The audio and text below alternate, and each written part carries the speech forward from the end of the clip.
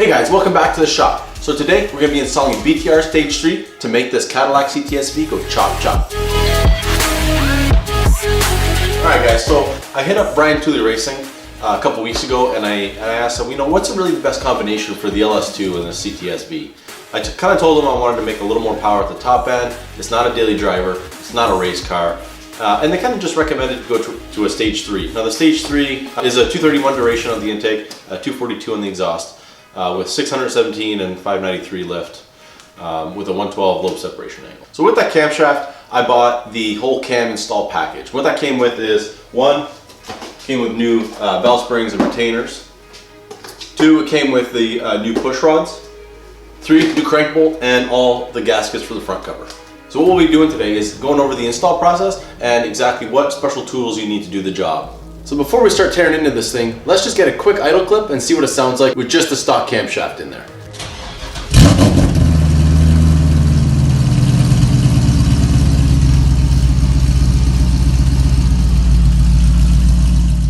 So first things first, we're going to start by taking off that strut tower brace, the coils, the air intake, and all the kind of top end stuff.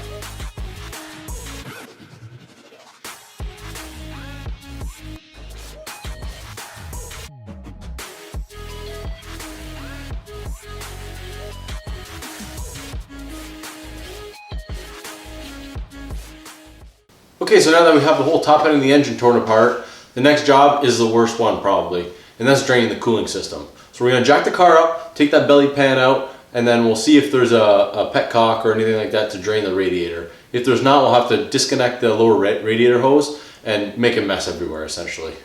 Okay guys, so when you're under here, you can see this belly pan right here. What's holding this thing in is all these little push pins. Now I don't have the right tool for it, but I found that if you use just this little pry tool, you can actually, kind of get it in there and pry it open.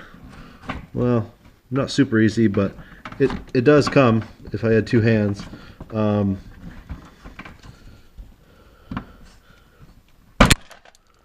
Just like that. So there's about 15 of them here all the way across. Okay, so once we have all that apart, you're going to need to disconnect the radiator outlet, right, the lower radiator connection, by removing this clamp, moving it upwards. And then we have a really nice cleaned up oil drain pan that we're going to try and capture all this coolant with.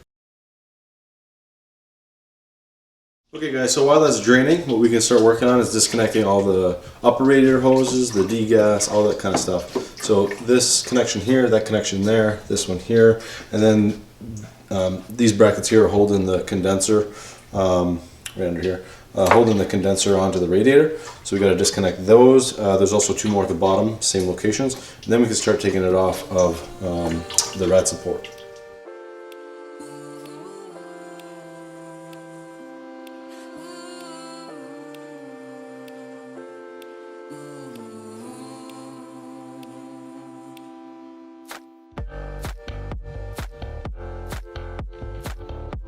Okay, now that we got the rad out, it's time to pull the belt off, the water pump, and then the timing cover to gain access to that cam gear.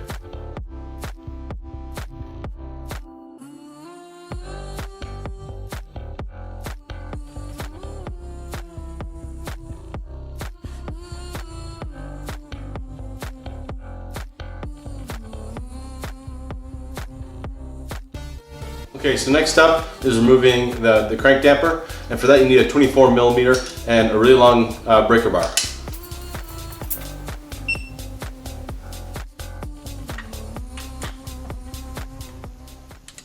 What?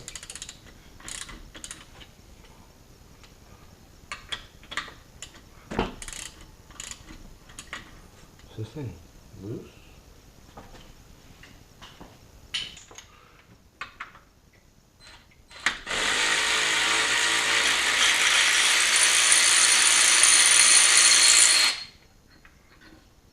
His damper bolt wasn't even tight.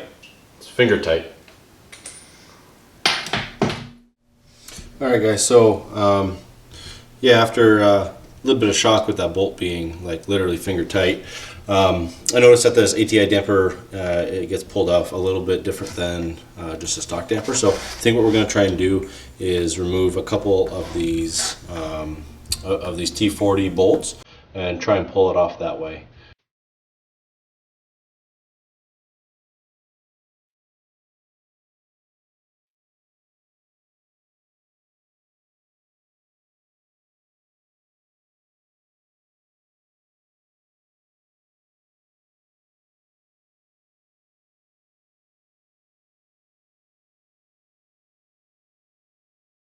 Alright guys, so we got the big sexy ATI damper off the car. Weighs about 15 pounds. Anyway, next step is just to take the front cover off. There's two 10mm bolts at the bottom. Do not forget those. And then I think there's 10 all around it.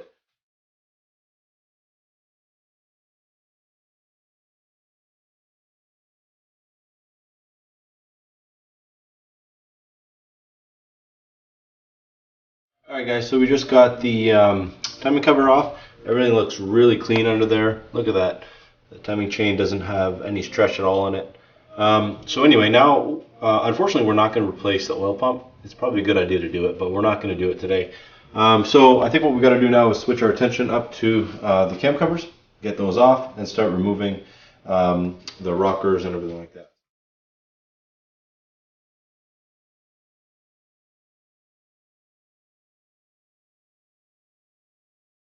Okay guys, so once we get to this step, it's really easy. These are 8mm bolts in the middle of each rocker. All you got to do is loosen those up. They're going to be a little bit tight.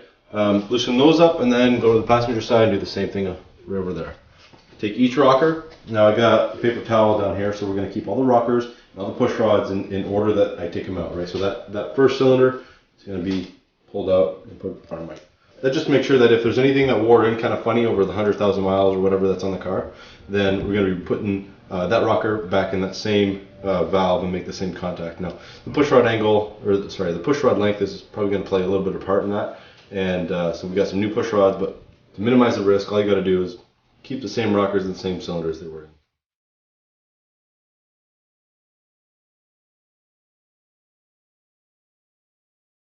Alright guys, so you can see we got all the push rods, all the rockers, everything out of there. So we do need to change the valve springs. We'll take care of that after the cam comes out though. So what we're going to need to do now is pull the cam out. So there's those 3 bolts on that cam gear, and then you can pull that straight out, and then you leave, like I said, I'm going to leave the timing chain in there because I'm not changing the oil pump. I'm just going to take the cam gear out. Okay, so what I went and did was put the crank bolt back in, tighten that up. Now you can see this timing mark right there has to line up with, now on the LS2 it's extremely difficult to see. Right there, there's the timing mark on the crankshaft gear, there's the mark on the camshaft. So when you time it back, you have to make sure that the cam goes in so that that timing mark matches with the one on the crank. That way your cylinder 1, this one here, is at top dead center, and then we can start by changing those springs in that cylinder. So behind that cam gear, there's just a retaining plate with 4 10mm bolts.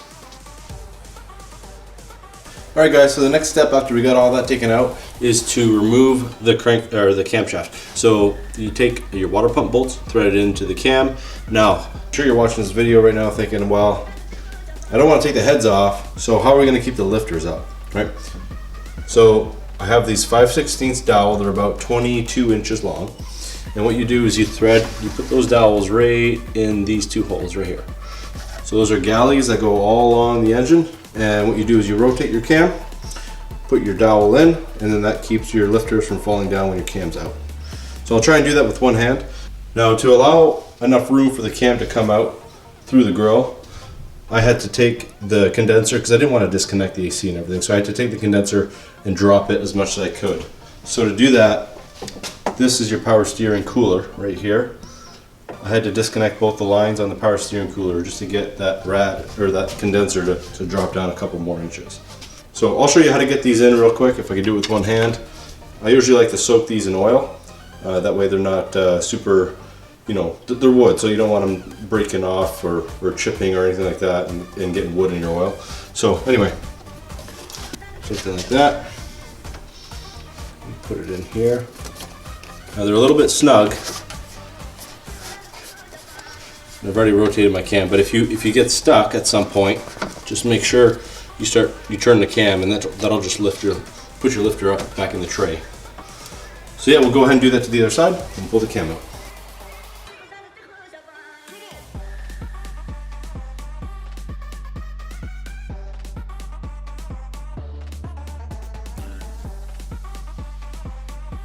Alright guys, so now's the fun part. We got our new camshaft. We got to make sure we lube it up with some AMSOIL assembly lube and then slide it back in the engine. So once again, requires very little force to do this. You just got to make sure you got the thing aligned just properly, and then it'll come out of the hole. Don't try and force it, don't push it, don't jam it, don't do any erratic movements. It will come.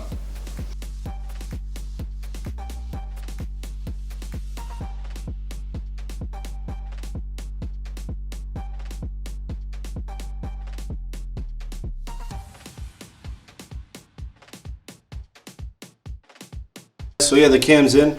Everything went really smooth. You just really got to take your time. It's tricky. You sometimes a lobe hits a cam journal or something. You just got to keep rotating it. Anyway, you got to play with it.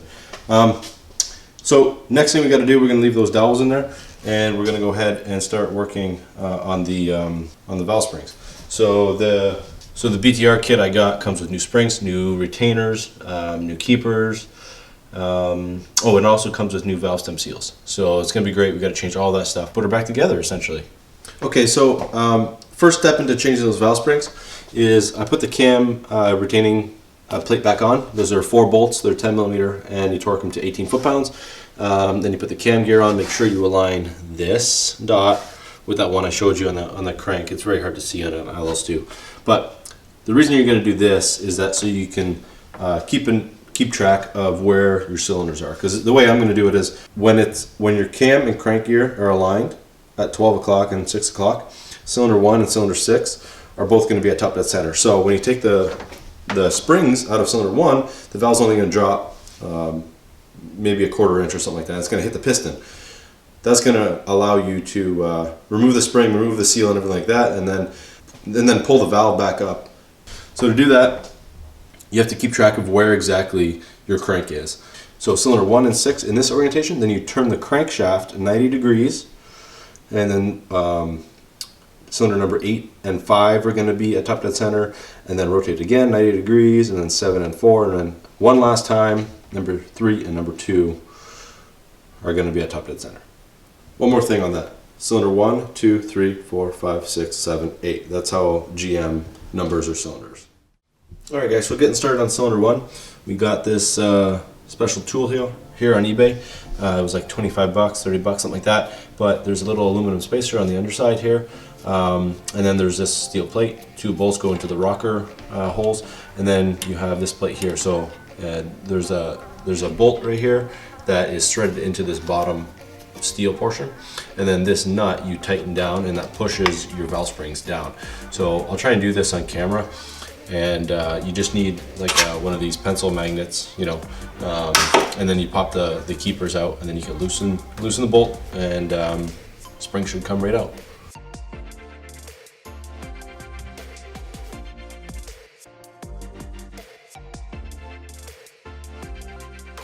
Alright guys, so there it is. We got the seals out, or sorry, we got the springs out, but you can see, probably on this one, this is how much the valve moves because it hits the piston. Right, about a 1/4 inch. So now we could take the spring seat and seal assembly out and replace it with the BTR kit. Alright guys, so the BTR kit comes with retainers, spring seats, comes with the valve springs, dual valve springs, and then it comes with the valve stem seals and then the keepers. And there's this nice warning here that says make sure you change your valve stem seals because you're going to get coil bind with the dual springs. This is everything you need for one cylinder, well, plus that spring.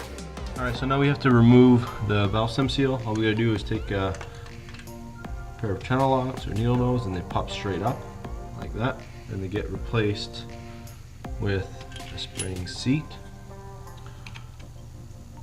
as well as a valve stem seal. Now I like to coat these stem seals in oil a little bit before we install them. So make sure you just get a little bit of engine oil on there.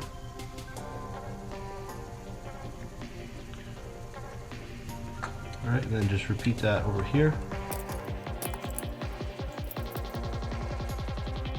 So the next thing we need to do now is press the valve seal onto the cylinder head. So to do that, we're going to need to take this valve spring tool out.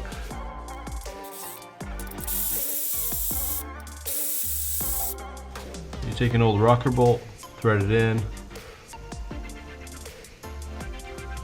Take a 12 millimeter,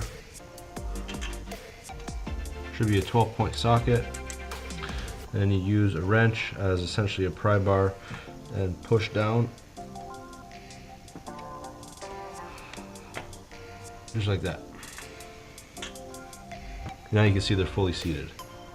Okay, so now we'll go ahead and reinstall our valve spring tool.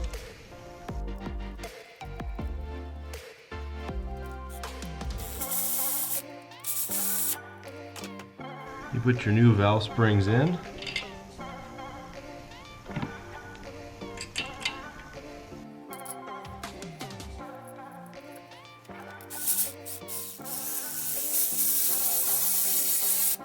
Oopsies. Do not forget your retainer.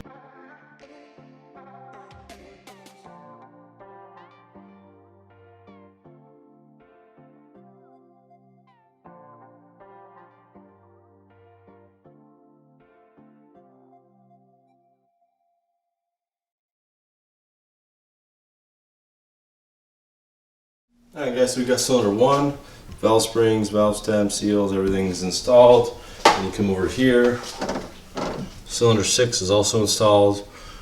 So at this point, all we got to do, like I mentioned, put your crank bolt in your crank with your washer obviously, and then rotate 90 degrees. So you just use your ratchet as an indicator. Go from straight up to horizontal, and then you'll know that you want 90 degrees. Alright, so there you go, 90 degrees rotated. You can see the timing mark on that cam gear is about at 7:30.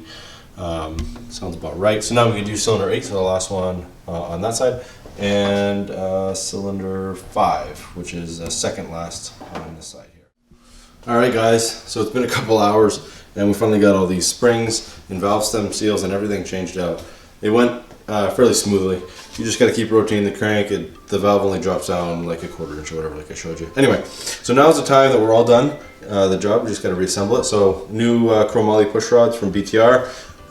Slap those in the holes, and then we're going to go ahead and put the rockers back on. You torque those to 22 foot-pounds, and I'm going to put a little bit of blue, medium strength Loctite on there.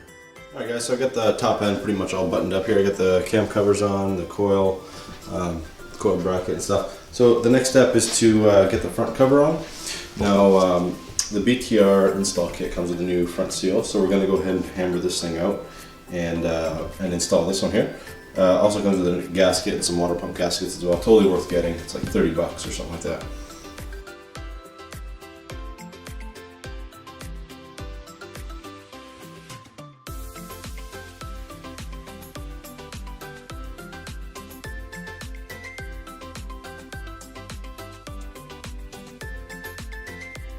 Alright guys, so it's time to put the damper back on, and for those of you who have an ATI damper, you'll notice that in there's a keyway, so we got to make sure we fill that up with some RTV. And then additionally is if you don't have the tool to install the damper to press it on, so what you'll see is I made my own here.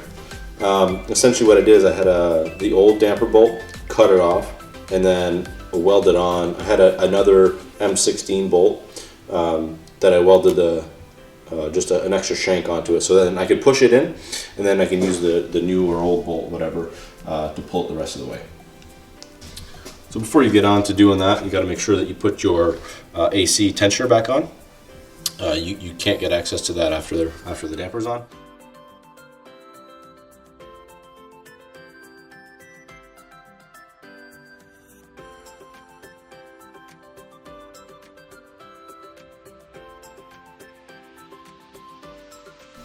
Alright guys, so I got the damper put on, you saw on the time lapse there. That damper bolt, 240 foot-pounds. The belt's on, so next step here is to put the water pump. Now I got the 2 new gaskets, we're going to bolt that in. There's 6 bolts, they're 10 millimeters. Torque them in 2 steps, so the first step is like just go around 10 foot-pounds or something like that, and then you do a final torque of all 6 bolts at 22 foot-pounds.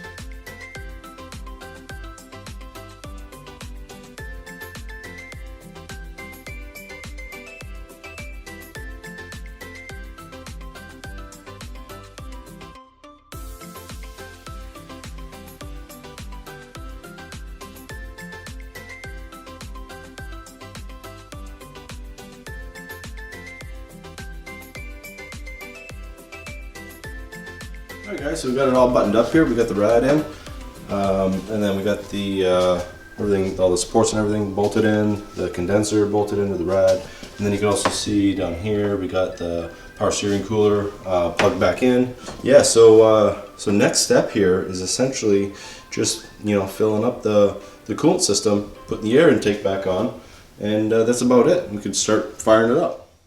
All right, so we got it all buttoned up. Let's fire it up and see what it sounds like.